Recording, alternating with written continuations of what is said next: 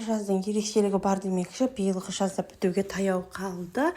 Яғни біздің жаз айындағы есік алдындағы жеміс-жидектер, оны өзімнің жігітім өз қолымен еккен. Осыдан 10 жыл бұрын еккен жеміс ағаштары.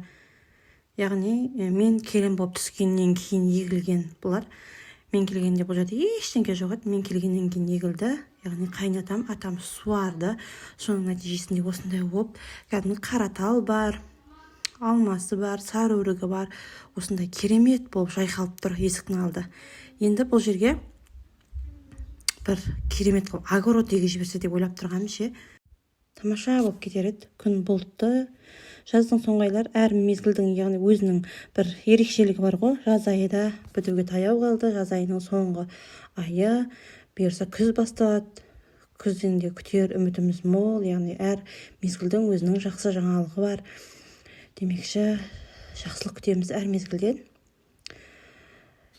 Осындай есіктің алды, мына күннің бұлттап тұрған кезі керемет болып, күн бұлт болып, артынан бір нөсерлетіп, жаңбыр жаумасы бар ма? Жаңбыр құйып, жаңбыр жауса, біздің есіктің алды, яғни жалпы ауыл балшық болады.